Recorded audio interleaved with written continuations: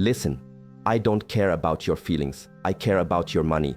And right now, if you're thinking about buying a house in certain states, you're about to make one of the biggest financial mistakes of your life.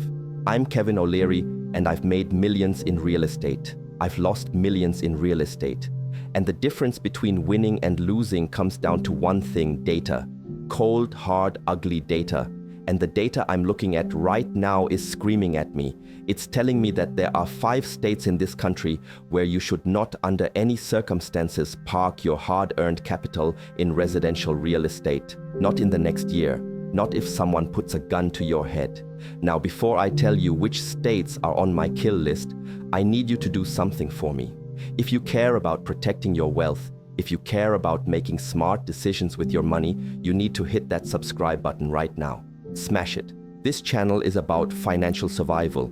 It's about making sure you don't get slaughtered in the marketplace while everyone else is telling you everything is fine, because we deal in truth here, not illusions. So, subscribe, become a member, join this community, because what I'm about to tell you, most financial advisors won't have the guts to say. Let's get one thing straight. A house is not an investment, despite what your parents told you or what your real estate agent is currently suggesting. I'm telling you the truth. A house is primarily a place you live, a consumption item that continually eats your money every single month with property taxes, insurance, maintenance, and eventual big repairs like the roof, the furnace, or the foundation. It truly is a cash-draining monster. While real estate can absolutely be a good investment, and I own properties all over the world, it's only successful if you buy in the right place, at the right time, with the right underlying fundamentals. And frankly, in these 5 specific states, those fundamentals are not just broken, they are catastrophically bad. Here's what most people fail to understand. When you buy a house, you're not merely acquiring 4 walls and a roof. You're buying into an entire economic ecosystem, a specific tax structure, a regulatory environment, a local labor market, and, perhaps most crucially, a migration pattern. Asking yourself where people are moving to, where businesses are relocating, and where capital is flowing. These critical questions ultimately determine whether your house appreciates in value or transforms into a financial anchor dragging you down. I've been immersed in this for 40 years, witnessing boom and bust cycles that would make your head spin, watching people buy at the top thinking they were geniuses, only to see their net worth vanish, and then observing smart investors patiently wait for opportunities, buying when everyone else was gripped by panic. The fundamental difference between these 2 groups isn't luck, it's discipline, the unwavering ability to scrutinize the numbers and simply ignore all the distracting noise. So why am I sounding the alarm right now? It's because I'm observing something that genuinely terrifies me, a massive divergence unfolding across this country. I'm seeing states rapidly becoming economic powerhouses, while simultaneously other states are transforming into economic graveyards. And this gap is widening dramatically with each passing day. The states that are winning are achieving monumental success, characterized by low taxes, business-friendly regulations, an influx of people, surging capital investment, and an explosion in job creation. Conversely, the states that are losing are suffering catastrophic declines, plagued by high taxes, businesses fleeing in droves, declining populations, crumbling infrastructure, and real estate markets that are teetering on the edge of absolute demolition. Now, I know what you might be thinking. Kevin, you're being overly dramatic. It can't possibly be that bad. But it absolutely is, and I'm going to substantiate that claim with irrefutable numbers, not emotions, not political leanings, and certainly not what you wish to believe, just cold, hard data, because numbers don't lie. People lie, politicians lie, real estate agents lie, but numbers always reveal the truth. The thing about real estate markets is that they tend to move slowly, right up until the moment they don't.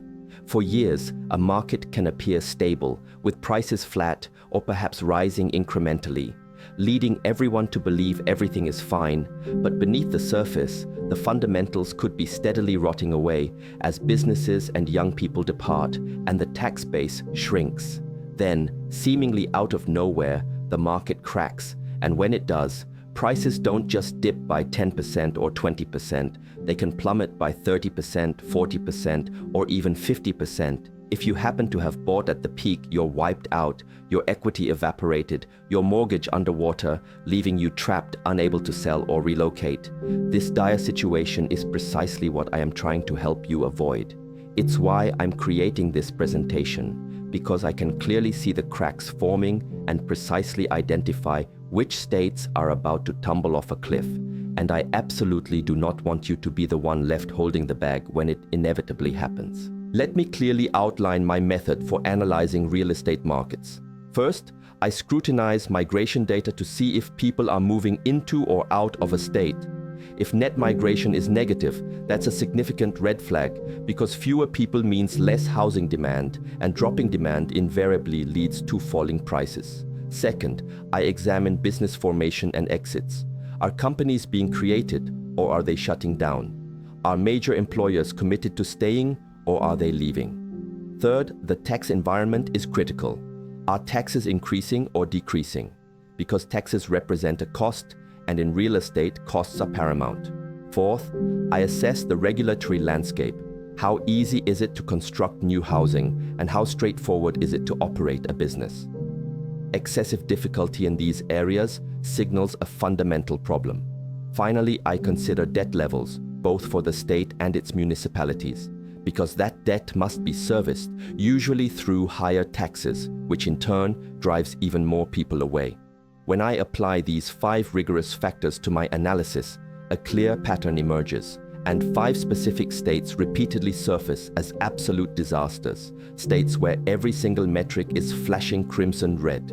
If you purchase a house in one of these locations, you're not making an investment, you are quite literally igniting your money. I'm now going to systematically walk you through each of these states, explaining precisely why they are firmly entrenched on my avoid list, providing you with the unequivocal data and discernible trends, and forecasting what the immediate future holds. This discussion extends beyond mere real estate. It's about the future trajectory of America, as we are witnessing an enormous reshuffling of economic power. States that fail to adapt, states that persist in the very policies that are driving their populations away, are destined to become economic wastelands. But before I disclose the first state, you must understand a critical point. This has absolutely nothing to do with politics. I genuinely do not care if you identify as a Democrat or a Republican. My sole concern is your money and whether you are making astute financial decisions or truly foolish ones. And unequivocally, buying a house in the wrong state right now is a foolish decision, period, end of story. So here is my expectation from you. I need you to set aside your emotions, to meticulously examine the unvarnished facts, and to be profoundly honest with yourself about the underlying realities. Because the real estate market frankly doesn't care about your feelings. It doesn't care if you adore the local weather or if your entire family resides there. It cares only about the brutal forces of supply and demand, and in these 5 particular states, that demand is undeniably withering. Are you ready? Are you prepared to discover which states are on the precipice of becoming financial quicksand? Good. Let's start with the first one. First on the list is California. Now, before you start inundating the comment section with objections, let me be absolutely clear. I genuinely love California, I've amassed a fortune there, and I still hold investments within its borders. However, I am unequivocally telling you that if you are an average individual contemplating the purchase of a primary residence in California today, you are making a grave mistake. The reasons are abundant, starting with an absolutely crushing tax burden. You're looking at a state income tax that can nearly reach 14% at the highest bracket, compounded by hefty property taxes, sales taxes, gas taxes, and what often feels like taxes on top of taxes. And what precisely are you receiving in exchange for these enormous financial contributions? In many areas, it's crumbling roads, failing public schools, a spiraling homelessness crisis that seems beyond control, and wildfires that become more destructive with each passing year. But the truly devastating factor is the migration data. For several years now, California has experienced consistent net negative domestic migration, meaning more American citizens are actively leaving the state than choosing to move in. Who exactly is leaving? It's predominantly the middle class, the very people who actually contribute taxes, who work diligently, and who build businesses. They are fleeing to places like Texas, Florida, Tennessee, and Nevada. Why? Because they are exhausted by the oppressive tax burden, frustrated by regulations that make doing business virtually impossible, and exasperated by paying $2 million for a house that would easily cost $400,000 anywhere else. Some might argue, but Kevin, California boasts tech companies, Hollywood, and incredible weather. And yes, it does. But tech giants are establishing massive operations in Austin and Miami. Hollywood productions are increasingly filming in Georgia and New Mexico due to significant tax incentives, and idyllic weather ceases to matter if you cannot afford the astronomical cost of living there. Let me impart a fundamental truth about real estate. While location is undeniably important, value holds far greater significance. And right now, California real estate is demonstrably overvalued by virtually every conceivable metric you could employ, with price to income and price to rent ratios soaring off the charts. The only discernible reason prices haven't catastrophically crashed yet is due to persistently low inventory, but this is rapidly changing. As more people continue to exit and more houses inevitably hit the market, supply will overwhelm demand, and when that occurs, prepare for a sharp decline. What truly unnerves me about California is the state's gargantuan unfunded pension liabilities, totaling hundreds of billions of dollars owed to retired government workers. How do you imagine they plan to settle this massive debt? Through even higher taxes, of course. And what is the inevitable consequence of raising taxes? More people leave, perpetuating a relentless death spiral. If you own real estate caught in that death spiral, you will undoubtedly be dragged down with it. Next, we turn our attention to state number 2, Illinois. Oh boy, where does one even begin with Illinois? This state isn't merely heading towards a fiscal disaster, it's already profoundly entrenched in one. Illinois imposes some of the highest property taxes in the entire nation, with some counties demanding 2, 3, or even a staggering 4% of your home's value every single year just in property taxes. Consider the implications. If you own a $500,000 house, you could easily be paying $15,000 annually solely for property taxes. That is absolutely insane, exceeding what many people pay in rent. And what is the immediate consequence unfolding across Illinois? The same unfortunate scenarios seen in California. People are fleeing and the population is unequivocally shrinking. It's not just individuals departing. Businesses are making a swift exit as well. Numerous major corporations have relocated their headquarters out of Illinois, migrating to more hospitable states like Texas and Florida that actually welcome them.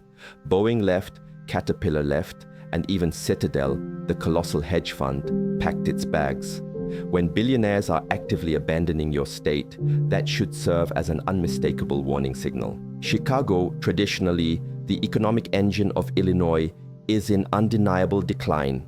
The murder rate has skyrocketed, businesses are closing, and certain areas of downtown are beginning to resemble ghost towns. Simultaneously, the state government persistently raises taxes in a desperate attempt to plug budget holes, a strategy that only accelerates the exodus of its tax-paying residents, fueling the same death spiral I just detailed for California. However, in Illinois' case, the situation is even more precarious because it lacks the advantageous weather or the prominent tech industry that California possesses as potential buffers. The stark reality about Illinois real estate is this. If you acquire a home there, you're not merely purchasing a physical structure. You're buying into a fundamentally broken system. You're effectively betting that Illinois will, by some magical intervention, manage to reverse its fortunes. I am telling you, that will not occur without monumental structural changes, and those changes are nowhere on the horizon, as the state's politicians appear far more preoccupied with safeguarding their own power than with effectively addressing and resolving the deeply rooted problems. Moving on to state number 3, New York. I know New York well. I've conducted business there for decades, and New York City undeniably stands as one of the greatest cities globally. However, allow me to convey a harsh truth. The entire state of New York is actively engaged in committing economic suicide. The taxes are simply outrageous, the regulations are stifling and suffocating, and the prevalent attitude towards business is downright hostile. I personally relocated my primary residence out of New York years ago, having grown weary of writing colossal checks to a state government that consistently squandered my hard-earned money. And I am far from alone. Thousands of high-income earners have departed New York, choosing destinations like Florida, which imposes no state income tax, Texas, also without a state income tax, and Tennessee, similarly lacking a state income tax. Are you detecting a clear pattern here? People overwhelmingly follow tax policy, capital unequivocally follows tax policy. And right now, capital is actively fleeing New York with alarming speed. The real estate market in New York is largely propped up by a combination of foreign buyers and individuals effectively trapped in rent-controlled apartments. But this is an entirely unsustainable model. As more companies permanently embrace remote work arrangements, and as more people realize the immense flexibility they now have to live virtually anywhere, why would they elect to bear New York's exorbitant prices and punitive taxes? They wouldn't, and crucially, they aren't. Here is the trajectory for New York. The tax base will continue to contract as high earners continue their exodus. In response, the state will inevitably raise taxes even further in a desperate attempt to compensate for the lost revenue, an action that will only compel even more people to leave. Eventually, you will witness real estate prices begin to crack. Perhaps not immediately in Manhattan, which often operates as its own distinct entity, but certainly in the suburbs across upstate New York and within the outer boroughs, prices are destined to fall. And if you are the individual who made the unfortunate decision to buy at the peak, you are poised to suffer an immense financial loss. Next up, state number 4, New Jersey. New Jersey holds the regrettable distinction of having the highest property taxes in all of America. Please absorb that fact once more. The absolute highest. You can acquire a relatively modest house in New Jersey and still find yourself paying a staggering $20,000, $30,000, or even $40,000 annually just in property taxes. Understand that this is not your mortgage payment. This is solely the tax burden. And what, pray tell, are you receiving in return for this extraordinary expenditure? Frankly, not very much. While some areas boast decent schools, others are abysmal. The infrastructure, particularly the roads, is often in a deplorable state, and the public pension system is undeniably broken. Furthermore, the state is governed by politicians who, it appears, consistently believe that the sole solution to every problem is yet another tax hike. Geographically positioned between the economic powerhouses of New York and Philadelphia, New Jersey should naturally be thriving due to its strategic location, yet instead, it's visibly declining. Why? Because its residents are utterly fed up with being taxed into oblivion. They are tired of watching their neighbors move to Pennsylvania, which offers significantly lower property taxes, and they are weary of witnessing businesses either close their doors or relocate entirely. Here's the undeniable cold, hard truth about New Jersey real estate. Its only remaining intrinsic value stems almost entirely from its immediate proximity to New York City. Historically, people would reside in New Jersey and commute into New York for work. However, with remote work increasingly becoming a permanent fixture for countless companies, that once crucial commute has lost its significance. If you are no longer required to physically go into the office 5 days a week, why on earth would you willingly continue to pay New Jersey's exorbitant prices and suffocating taxes? You wouldn't, and that fundamental shift is precisely why New Jersey real estate is headed for a severe downturn. I frequently engage with business owners who maintain operations in New Jersey, and their consistent message to me is that they are actively formulating their exit strategies, planning moves to the south, the southwest, or virtually anywhere but New Jersey. And when businesses depart, the jobs inevitably follow, and when the jobs disappear, the housing market ultimately collapses. Finally, we address state number 5, Connecticut. Connecticut serves as a quintessential example of the severe consequences that arise when a state makes consistently poor policy decisions over many decades. It once stood as a genuinely wealthy state, a hub for insurance companies, robust financial services, and thriving manufacturing sectors. However, over time, the state government relentlessly increased taxes, piled on more and more regulations, and made it progressively more challenging and less attractive to conduct business within its borders. And what was the predictable outcome? The businesses left. General Electric departed, Aetna departed, countless hedge funds and influential financial firms relocated their operations, many choosing Florida. Connecticut still boasts some of the most expensive real estate in the country, particularly within Fairfield County. But here's the core problem, that real estate commanded high prices largely because it historically served as a desirable escape for wealthy New Yorkers seeking to avoid New York City's formidable taxes. Now, with the widespread adoption of remote work, there is no longer a compelling necessity to live in close proximity to New York. You can, for instance, reside in Florida and pay absolutely zero state income tax. You can live in Texas and pay absolutely zero state income tax. So, with these viable alternatives, why would anyone choose to remain in Connecticut, shouldering high property taxes, high state income taxes, and enduring winters that extend for 6 grueling months? The logical answer is that you wouldn't, and current demographic trends confirm that people aren't. Connecticut's population has been either stagnant or in continuous decline for years.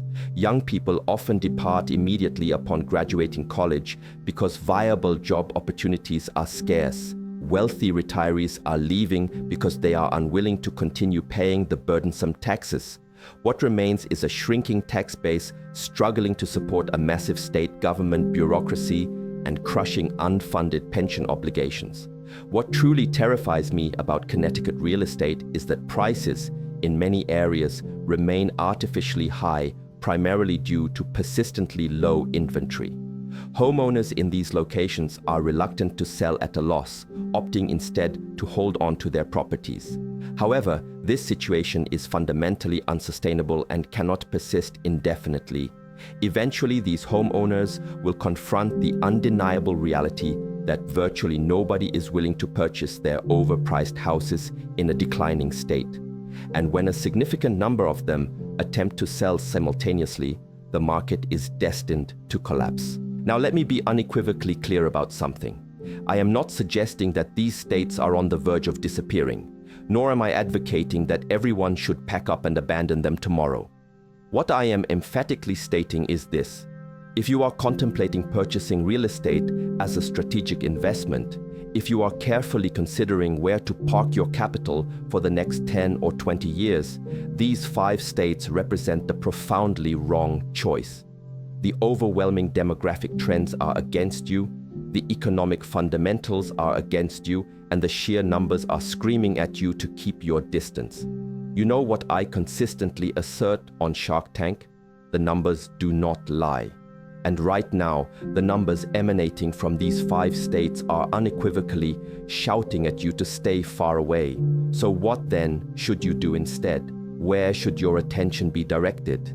That crucial information is precisely what I'm going to share with you next. Now you're probably asking, Kevin, if these 5 states are financial disasters, where should I actually put my money? What states are genuinely worth investing in? And that, my friend, is precisely the right question to pose, because complaining about problems is effortlessly easy. Finding effective, practical solutions, however, is significantly harder. But I am going to provide you with the essential framework to enable truly smart decisions. First, let me delineate exactly what I seek when I'm analyzing prospective real estate markets. I demand to see positive net migration, meaning I want to observe people moving into the state, not fleeing from it. I look for businesses actively relocating to the state rather than abandoning it. A business-friendly tax environment is absolutely critical. And notice, I didn't say no taxes, as taxes are necessary to fund vital infrastructure, schools, and public safety, but they must be reasonable and proportionate.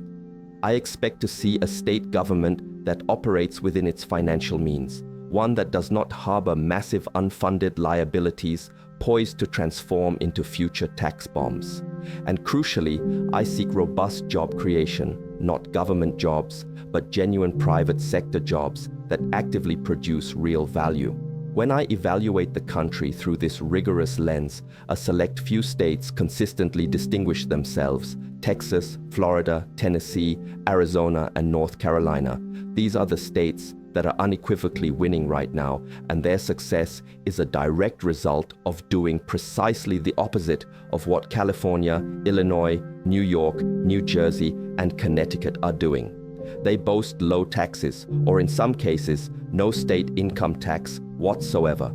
They maintain reasonable regulatory frameworks. They are actively attracting businesses at an astonishing rate. And perhaps most importantly, people are flooding into these states in droves. Now, does this mean you should rush out and purchase a house in, say, Austin, Texas tomorrow? Not necessarily, because here's the undeniable truth about real estate. Timing is paramount, and right now, precisely because everyone is aware that these states are economically hot, prices have already risen significantly. In some specific markets, they have appreciated too much, too quickly. So it is absolutely essential that you exercise caution, diligently complete your homework, and meticulously examine specific markets, distinct neighborhoods, and individual properties. However, here lies the critical difference. If you invest in a demonstrably growing state, even if you slightly overpay, you fundamentally have strong demographic trends on your side. Powerful economic growth propelling you forward, and favorable migration patterns working in your favor.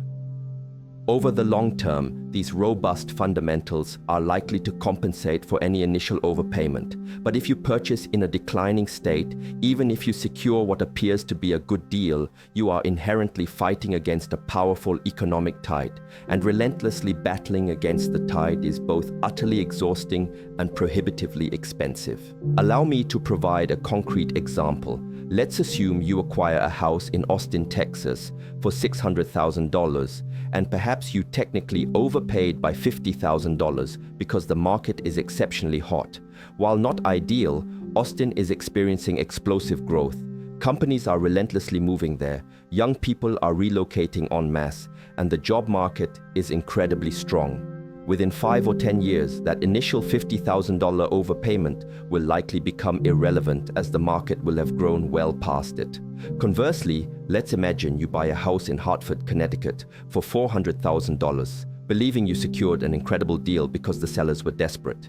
You might think you're incredibly smart, but in 5 or 10 years, that very same house could realistically be worth only $350,000 because Hartford is shrinking, its economy is weak, and its population is in decline. In essence, you got a seemingly good deal on what is ultimately a bad investment. This profound distinction is what most individuals fail to grasp about real estate. Price is merely what you pay, but value is what you truly receive. And that intrinsic value is rigorously determined by unyielding fundamentals, not by fleeting emotions. I do not care if you absolutely adore the neighborhood, or if you cherish wonderful childhood memories from visiting the area. The market fundamentally does not care about your feelings. The market cares only about the brutal interplay of supply and demand. Now, let's address another critical factor influencing the market right now: interest rates. Many people are understandably freaked out by current interest rates, saying, "Kevin, rates are higher than they've been in years. Should I wait to buy?" And my response to them is always this: interest rates absolutely matter, but they are not the only thing that matters. And in fact, sometimes higher interest rates paradoxically create opportunities precisely because they scare off other potential buyers. When everyone else is consumed by fear, that's often when the best deals can be found. However, here's the absolute key: you still need to buy in the right place. A house with a relatively higher interest rate in a robust, growing market is invariably a better investment than a house with a low interest rate in a declining, dying market. This is because in a growing market, you have the flexibility to refinance later when rates eventually decrease, securing a better deal. But in a dying market, you're stuck with a depreciating asset, irrespective of how low your initial interest rate might be. I've been investing in real estate for 4 decades, experiencing interest rates as low as 3% and as high as 18%. And through all those cycles, one profound lesson has consistently emerged. The interest rate matters less than the location, always, without exception. A high-quality property situated in a thriving market will almost always generate profit, regardless of the prevailing interest rate. Conversely, a poor property in a struggling market will almost always incur losses, even if the interest rate is effectively zero. So here is my direct advice to you. If you are contemplating buying a house, you must stop perceiving it solely as a place to reside and instead begin to consider it fundamentally as a business decision, because that is precisely what it is. You are committing hundreds of thousands of dollars of your precious capital. You are consciously taking on significant debt. You are knowingly accepting inherent risk. This is a critical business transaction, and you must treat it as such.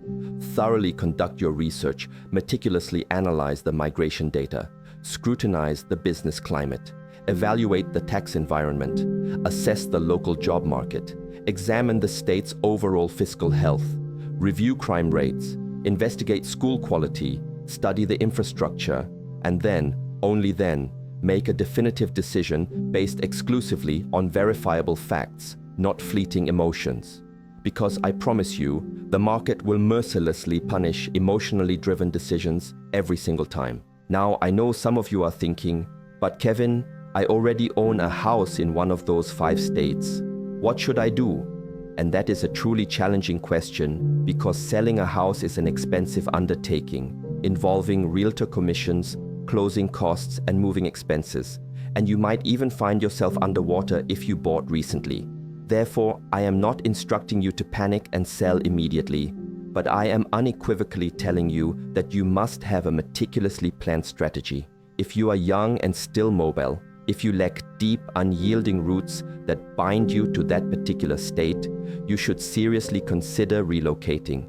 Actively search for opportunities in thriving, growing states. Pursue jobs in expanding markets, because your most valuable asset isn't your house, it's your inherent ability to earn income. And you absolutely want to be situated in a place where economic opportunity is robustly expanding, not continuously contracting.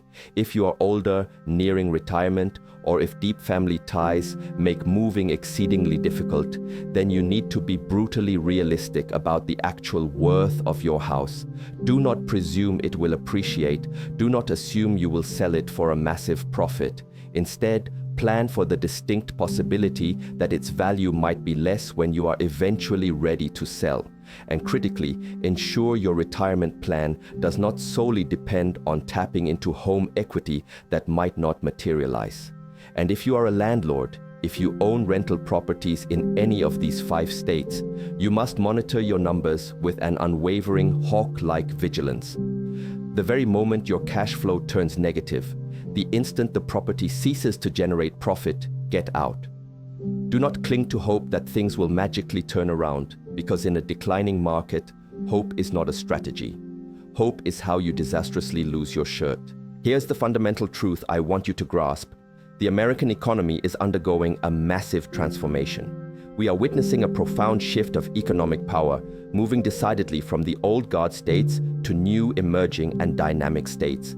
This is not a temporary phenomenon. It's not a mere blip on the radar. This is a foundational restructuring that will unfold and play out over several decades. And the real estate markets are powerfully reflecting this epochal shift. The states that genuinely embrace free market principles, that conscientiously maintain low taxes, that actively welcome and support businesses, and that treat their residents like valued customers rather than mere subjects, those states are unequivocally going to thrive. Conversely, the states that stubbornly persist down the path of exorbitant taxes, suffocating regulations, and a prevailing hostility toward business, those states are unequivocally going to decline. It truly is that simple. You are confronted with a clear choice. You can deliberately ignore the abundant warning signs. You can attempt to pretend that everything is just fine. You can proceed to buy that house in California or Illinois or New York or New Jersey or Connecticut and simply hope that somehow, miraculously, things will just work out. Or you can meticulously examine the data, you can courageously accept the uncomfortable reality, and you can make a profoundly smart decision that rigorously protects your wealth and strategically positions you for enduring success. I have achieved significant success in my life, and do you know why? It's not because I am inherently smarter than everyone else. It's because I am consistently willing to confront uncomfortable truths. I am willing to adjust my perspective and change my mind when the facts clearly dictate a new understanding. I am willing to stand against the prevailing crowd when the crowd is demonstrably wrong. And right now, the crowd is absolutely fundamentally wrong about the future of real estate in these 5 particular states. Now I need you to do something absolutely critical for me. If this presentation truly opened your eyes, if it compelled you to think differently and more critically about where you plan to invest your hard-earned money, I need you to smash that like button right now. I need you to share this video with every single person you know who is contemplating buying real estate, because this vital information could genuinely save them from making a catastrophic financial mistake. And I need you to subscribe to this channel and become a member. This is precisely where we tell the unvarnished truth about money. This is where we refuse to sugarcoat unpleasant realities. This is where we equip you with the essential information you need to make genuinely smart decisions.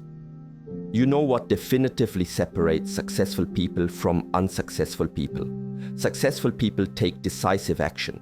They don't merely consume information, they actively use it. So here's my challenge to you. Immediately take out a piece of paper right now. Write down exactly where you are contemplating buying real estate. Then list the 5 critical factors I emphasized: migration, business climate, taxes, regulations, and fiscal health. Next, dedicate a few hours to thoroughly research each of these factors for your chosen target market. Meticulously examine the data. Be brutally honest with yourself about what you uncover. And if the data unequivocally tells you that you are on the verge of making a mistake, summon the courage to change course. Do not allow your ego to impede your judgment. Do not permit sunk costs to trap you. Do not let the expectations of others dictate your profoundly personal financial decisions. This is your money. This is your future. This is the security of your family that needs to be protected. I will leave you with this final, potent thought. The real estate market is unforgiving. It does not care about your dreams. It does not care about your personal plans. It cares only about the unyielding fundamentals. And right now, the fundamentals in California, Illinois, New York, New Jersey, and Connecticut are utterly broken. You can choose to believe that stark reality, or you can choose to willfully ignore it. But the market, irrespective of your personal beliefs, is going to relentlessly do what the market is inevitably going to do. I have provided you with all the necessary information. I have clearly illuminated the warning signs. Now, the weighty decision of what to do with this critical insight rests entirely with you. Are you going to be the individual who, 5 years from now, looks back with profound regret and says, "I truly wish I had listened to Kevin"? Or are you going to be the person who says, "I am so incredibly glad I paid attention and made a truly smart decision"? The choice is singularly yours. But always remember, both in business and in life, you don't merely get what you deserve. You ultimately get what you negotiate. And right now, if you are attempting to negotiate with a dying real estate market, you are unequivocally going to lose. Don't be that person. Be smarter. Be better. Protect your money. Thank you for watching. Now get out there and make smart decisions. Your future self will thank you for it.